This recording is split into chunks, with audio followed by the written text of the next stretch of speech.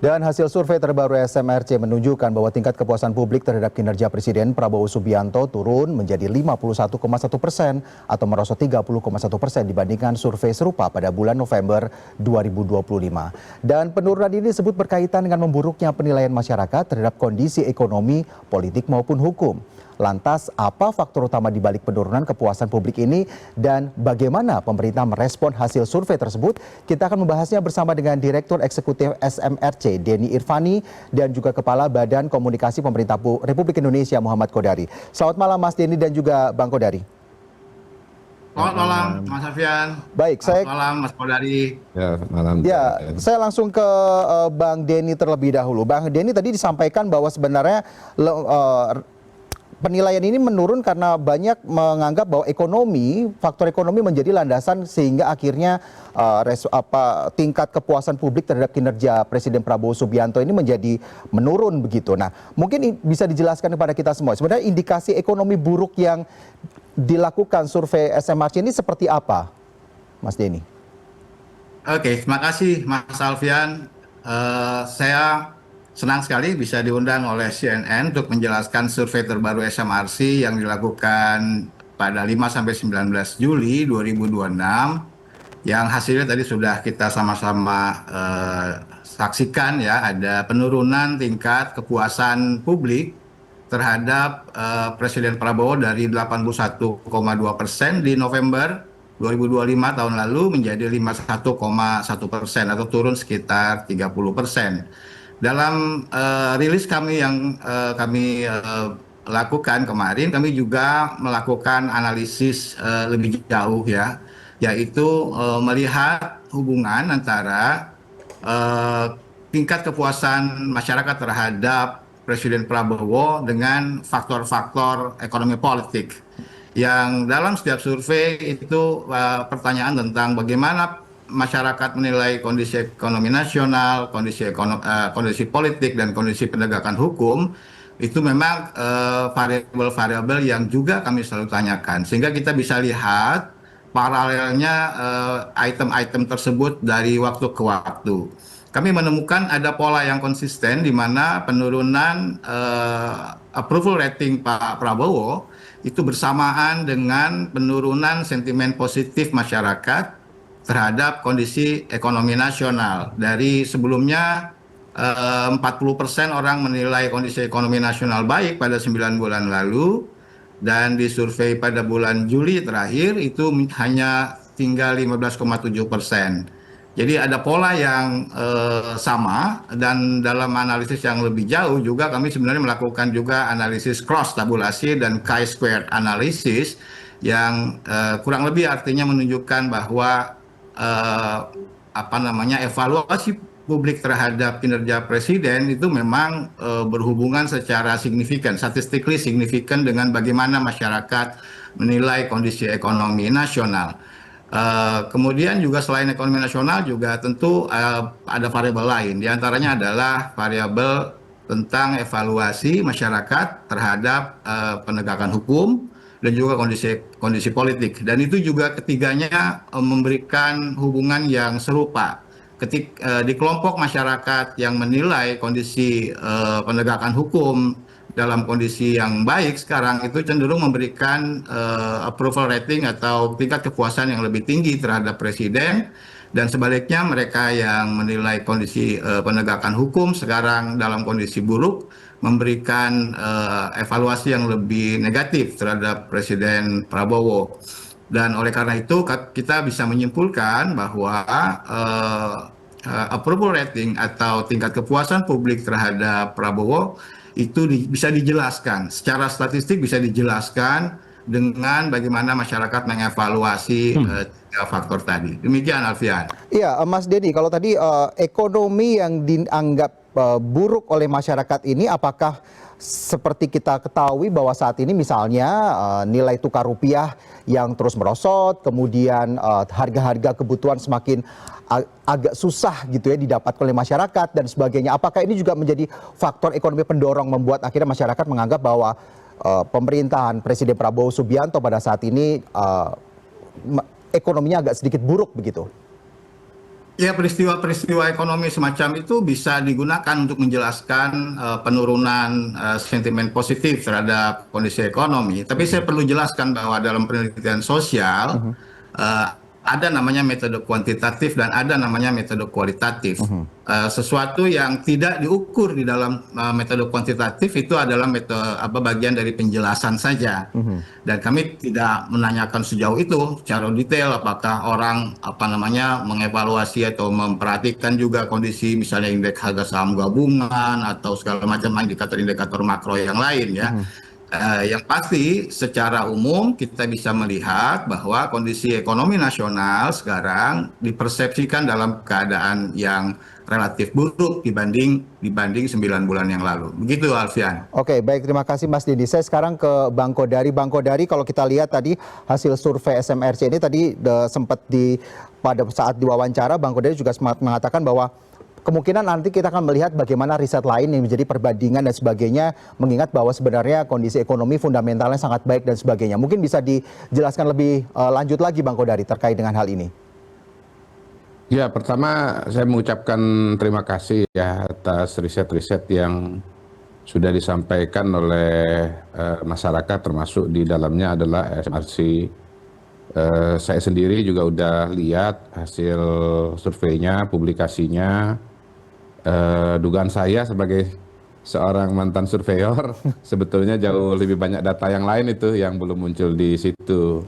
Nah, yang jelas pertanyaan saya paling besar sebetulnya adalah ketika tadi angka approval rating itu turun dari 80 ke 30, lalu kemudian ada penurunan-penurunan juga pada bidang ekonomi, bidang politik, bidang hukum, angka-angkanya sebetulnya hemat saya sih harusnya ada penjelasan yang lebih detail agar kita lebih memahami kenapa memang betul ada penurunan begitu. Saya yakin kan setiap variabel-variabel besar ini, faktor-faktor besar, faktor politik, faktor ekonomi, faktor hukum, itu bisa diturunkan menjadi konstruk-konstruk yang lebih kecil. Seperti tadi misalnya disebutkan oleh Mas Denny, kalau kita bicara penurunan bidang ekonomi, ya, tentunya ada variabel misalnya harga barang pokok, kemudian misalnya lapangan kerja, lalu kemudian misalnya soal kurs rupiah dibandingkan dengan US dollar, kemudian indeks saham gabungan dan seterusnya. Nah, itu sayangnya tidak dimunculkan begitu. Apakah memang tidak dikerjakan dari awal atau tidak ditampilkan? Itu sebetulnya yang menarik gitu. Saya yakin variabel-variabel itu juga sangat membantu untuk menjelaskan. Ini penting dan menarik karena apa? Karena kita kalau mau memberikan masukan kepada pemerintah secara akurat, tentu harus diidentifikasi dengan baik gitu loh, dengan tajam variabelnya yang mana. Nah, kita tahu bahwa dalam sektor ekonomi ada variabel fundamental, ada variabel yang sifatnya lebih psikologis gitu. Nah, kita juga tahu bahwa variabel yang lebih fundamental seperti misalnya katakanlah pertumbuhan ekonomi, cadangan devisa, kemudian pertumbuhan tabungan, itu semuanya masih sangat-sangat bagus, bahkan salah satu yang terbaik di dunia.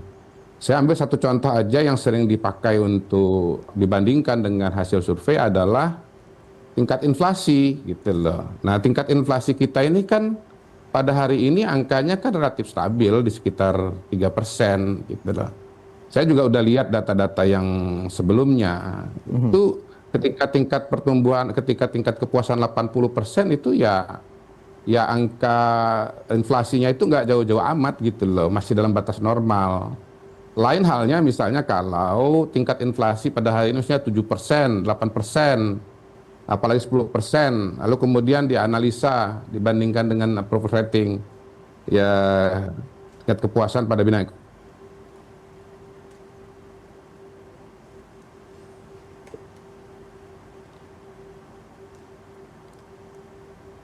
Bang Kodari masih bersama kami?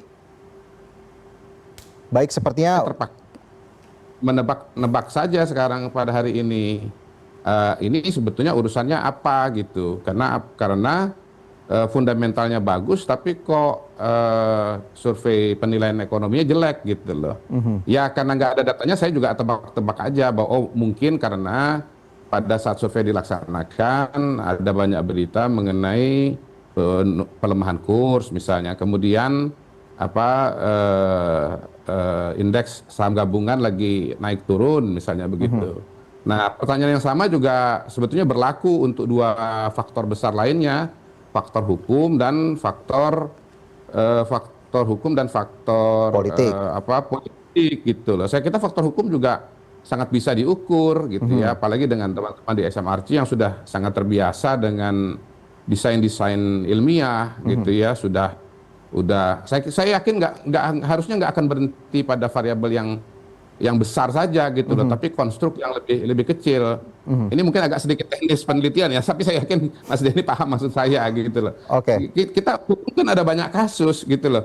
Kasus mana sebetulnya? Memang ada kasus-kasus seperti misalnya seperti kasus Pak Febri ya, penggeledahan di Cafe Deklan, penggeledahan di Sentul, ada temuan 74 kg emas, tetapi dalam periode yang sama kita juga tahu ada banyak prestasi yang dihasilkan oleh pemerintah Pak Prabowo, menyita lahan ilegal sawit 6 juta hektar, kemudian juga ada uang yang dikembalikan sebagai konsekuensi hukum dari pelanggaran hukum yang dilakukan gitu. Jadi ada kepala BGN yang diproses secara hukum. Nah, harusnya kan tindakan-tindakan penegakan hukum yang luar biasa, yang pandang bulu ini kan bisa meningkatkan approval rating gitu loh. Tapi kenapa turun pada bidang hukum gitu? Jadi menurut saya sih pertanyaan ini, riset ini di satu sisi menjelaskan kenapa menurun, tapi pada sisi yang lain juga nggak menjelaskan sama sekali gitu.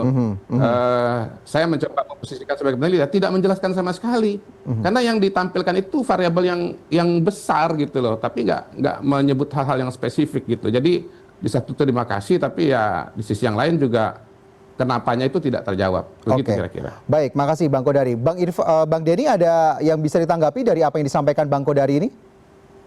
Baik, terima kasih Mas Kodari responnya.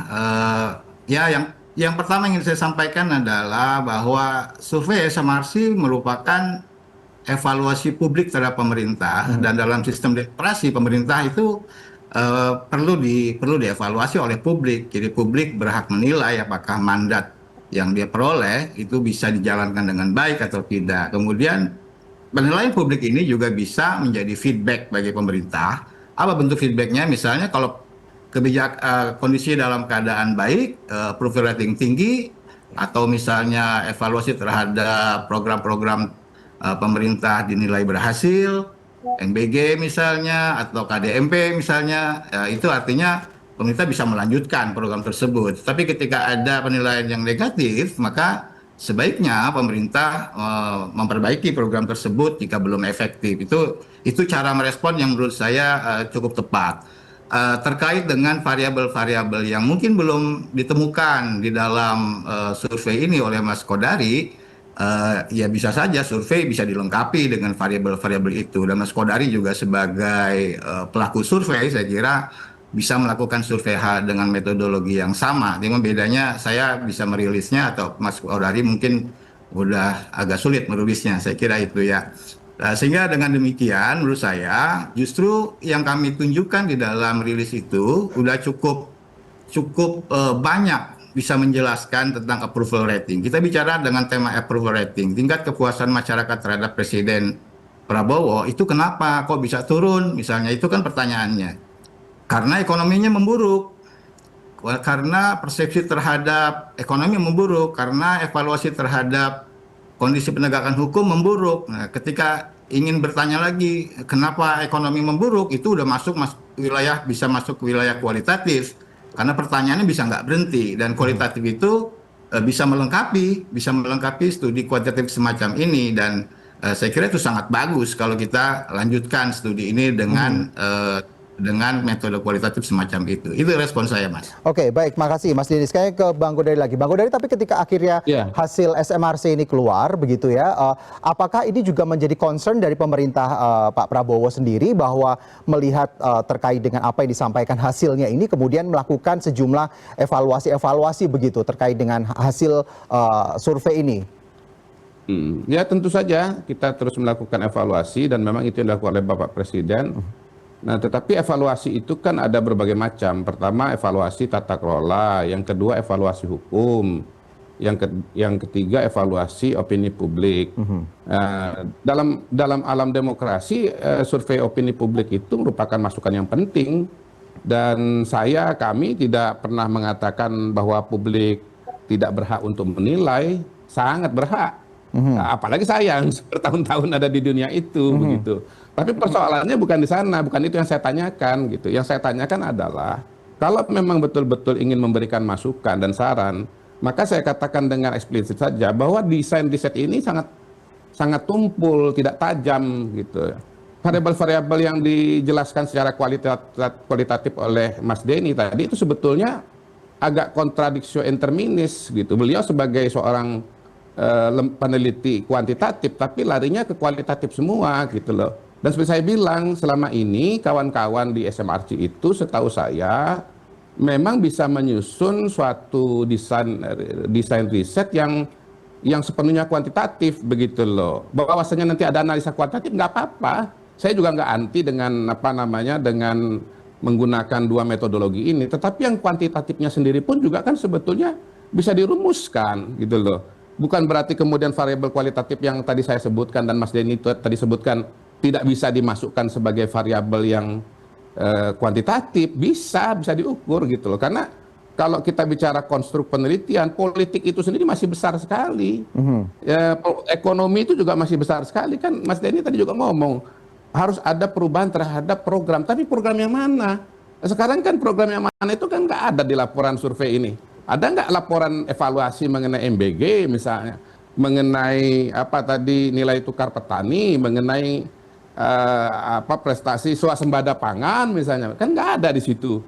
Saya kan kecuali saya mendapatkan hasil riset yang salah ini loh. Ini riset nggak kelihatan ya. Ini risetnya ini yang saya pegang nih. Kecuali kalau saya mendapatkan hasil riset yang salah, gitu loh. Gitu. Tapi di laporan survei yang saya terima ini nggak ada detail-detail tadi itu, dan saya sangat yakin bahwa faktor-faktor itu bisa sangat diturunkan karena program pemerintah berkaitan dengan ekonomi sangat banyak, variabel yang bisa disusun oleh ekonomi sangat banyak, gitu. Jadi ya sekali lagi kami terima kasih, tetapi kalau kita bicara saran dan masukan yang akan lebih membantu itu dan lebih menjelaskan kepada kita semua termasuk kepada publik dan media, apabila variabel-variabel yang besar tadi politik, ekonomi, hukum itu diturunkan lagi menjadi program-program atau isu-isu yang lebih mendetail, gitu. Dan saya kira itu sangat biasa lah lembaga survei ngecek topik-topik yang lebih kecil itu sangat-sangat biasa. Gitu. Oke, Bang Kodari, terima kasih. Saya ke Bang Denny lagi. Bang Denny, apakah mungkin jika nanti Bang Kodari tadi Bang Kodari mengatakan bahwa perlu diturunkan lagi gitu ya variabel-variabel dan sebagainya. Apakah nanti kemungkinan juga SMRC akan menuju ke penelitian yang lebih kualitatif lagi, begitu? Tadi kan penelitian kuanti, ini diturunkan lagi ke penelitian kuali agar lebih terbaca lagi dan sebagainya, atau cukup kuantitatif saja sudah cukup? Koreksi. Kalau kualitatif kita udah bahas di tempat ini dan jatuhnya itu tebak-tebakan, gitu. Bedanya kualitatif dengan kuantitatif itu, kuantitatif itu kita bisa mengukur angka, sebagaimana yang dipraktekkan oleh Mas Denny di sini kan pakai koefisien, korelasi Pearson. Jadi nanti kalau ada item-item yang lebih spesifik, program-program yang lebih spesifik, itu nanti tolong diukur juga korelasi Pearsonnya, gitu loh. Kalau kualitatif nggak bisa ngeluarin angka, gitu. Jadi, saya jangan dikejar lagi dengan kualitatif, saya tetap di kuantitatif. Tolong riset berikutnya itu lebih mendetail lagi dengan item-item atau variabel-variabel atau program-program yang sesuai dengan bidang-bidang yang dijadikan materi riset tadi itu. Oke, baik, terima kasih koreksinya. Bang Denny, apakah ini lebih kepada harapan ya? Betul. Bukan kepada harapan. Oke, Bang Denny, ada mungkin akan menambahkan lagi dalam penelitian-penelitian selanjutnya mungkin? Ya, saya senang kalau Mas Kodari punya harapan, tapi setidaknya satu poin bagi saya, Mas Kodari tidak membantah hasil survei ini, itu satu. Mhm, Itu kan satu poin yang tidak pernah kita temukan dalam diskusi sepanjang beberapa waktu terakhir barusan kan. mhm, Bahwa ada item-item ini harusnya ditambah dengan item-item yang lebih mikro misalnya, itu biasa saja, itu mhm, bisa dilakukan oleh praktisi survei manapun, mhm, tapi itu tidak mengaburkan hasil dari memburuknya kondisi ekonomi di mata masyarakat, memburuknya kondisi penegakan itu variabel-variabel tambahan yang mungkin akan bisa memperjelas gitu ya. Dan apa yang kami lakukan tentu bisa disempurnakan dalam survei-survei selanjutnya, mhm, misalnya dengan, atau bahkan Mas Kodari sendiri bisa melakukan survei semacam ini kan gitu ya, tidak mhm. perlu harus meminta saya harus menambahkan variabel-variabel tersebut, ya nggak perlu juga. Kalau saya mungkin punya variabel yang lain, ada concern yang lain juga bisa dilakukan. Yang kedua, soal MBG atau program-program mana yang kurang baik, misalnya Mas Kodari, kami melakukan survei bukan hanya tentang approval rating, tapi juga tentang evaluasi terhadap program MBG, terhadap KDMP, kemudian juga ada elektabilitas presiden, partai politik, dan banyak sekali variabel yang kami rilis. Dan saya kira Mas Kodari baru menemukan satu rilis kami yang kami buat ya. Untuk KDMP atau MBG kami sudah merilisnya, dan bahwa mayoritas masyarakat 61% dari yang tahu itu menyatakan pelaksanaan MBG itu kurang atau tidak memuaskan, dan berbanding terbalik dengan kondisinya pada 9 bulan yang lalu. Begitupun dengan KDMP, semakin kurang meyakinkan. Itu semua suara publik yang kami sampaikan kepada publik juga, dan bisa didengarkan juga oleh pemerintah.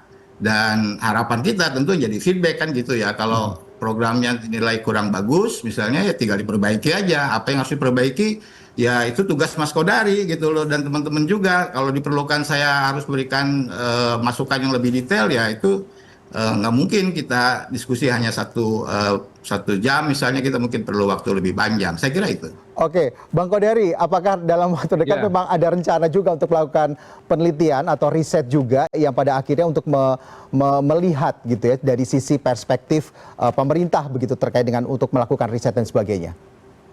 mudah-mudahan bisa kita laksanakan, dan memang saya tidak bisa membantah dan tidak akan membantah Mhm, karena saya belum melakukan risetnya juga.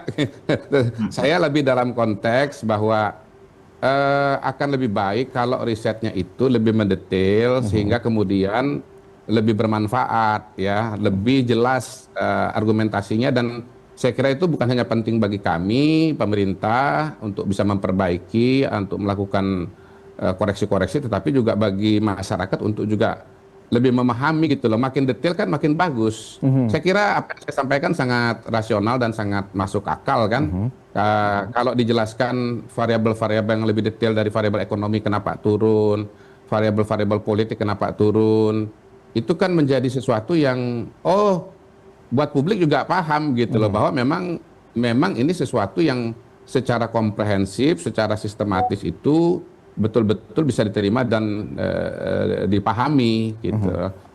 Kan perlu juga tuh dibuat variabel mana yang penilaiannya positif, mana penilaiannya negatif, mana yang korelasinya rendah, mana korelasinya tinggi. Saya kira saya sih lebih baik fokus ke sana aja lah dulu, karena itu yang buat saya begitu baca laporan survei ini, yang muncul di kepala saya adalah analisa dan harapan dan ekspektasi berdasarkan pengalaman selama sebagai orang survei maupun juga pada hari ini dalam pemerintahan begitu. Oke, baik, terima Sekali lagi kasih. Mhm. Oke, baik, terima kasih Bang Kodari, ya, Kepala Badan Komunikasi Pemerintah Republik Indonesia sudah bergabung bersama Prime News pada kesempatan malam hari ini, dan juga Direktur Eksekutif dari SMRC, Mas Denny Irvani. Kita berharap bahwa hasil survei ini juga akhirnya bisa menjadi sedikit pertimbangan gitu, atau menjadi pertimbangan evaluasi di pemerintah terkait dengan ada perbaikan-perbaikan yang mungkin dilakukan agar nanti hasil survei selanjutnya bisa angkanya bisa naik lagi begitu ya. Baik, terima kasih baik. Bapak-bapak sekalian dan selamat malam. Oke. Malam. Selamat malam Oke. semua. Ya.